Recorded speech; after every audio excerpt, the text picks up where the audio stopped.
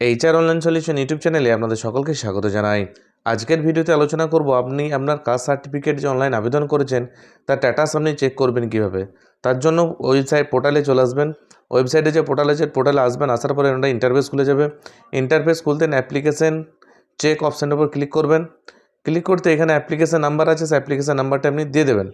আপনি আবেদন করার সময় যে অ্যাপ্লিকেশন নাম্বারটা আপনি পেয়েছিলেন, অর্থাৎ আবেদন করার সময় আপনাদেরকে দুটি স্লিপ দেওয়া হয়েছিল, সেই দুটি স্লিপের একটা স্লিপ আপনাকে রাখতে হয়েছিল, সেই স্লিপে দেখবেন অ্যাপ্লিকেশন নাম্বারটি লেখা আছে।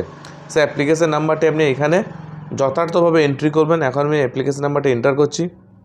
এন্টার করার পর পাশে থাকা সার্চ বাটনটিতে কী করবেন না ক্লিক করে দেবেন। মানে অ্যাপ্লিকেশন নাম্বারটা কিন্তু আমি এন্টার করে দিলাম। এন্টার করার পর সার্চ বাটন অপশানে ক্লিক করলাম। ক্লিক করার পরে দেখবেন আপনাদের সামনে নতুন এইরকম একটা ইন্টারফেস খুলে যাবে।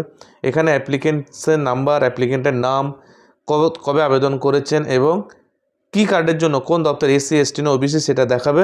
দেখানোর পরে দেখুন এখানে আমাকে স্ট্যাটাসটা দেখাচ্ছে রিজেক্টেড অপশান, অ্যাপ্লিকেশন স্ট্যাটাস দেখাচ্ছে রিজেক্টেড। ব্যাস এইভাবেই কিন্তু আপনারা আপনাদের কাস্ট সার্টিফিকেটে যে স্ট্যাটাস আছে আবেদন করার পর এটা আপনারা চেক করতে পারবেন।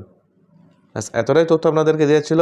আমার এই ভিডিওটি যদি ভালো লেগে থাকে অবশ্যই আমার ভিডিওতে একটি লাইক দেবেন এবং চ্যানেলে নতুন হয়ে থাকলে অবশ্যই আমার চ্যানেলটিকে সাবস্ক্রাইব করে দেবেন। ধন্যবাদ সম্পূর্ণ ভিডিওটি দেখার জন্য। ভালো থাকবেন, সুস্থ থাকবেন।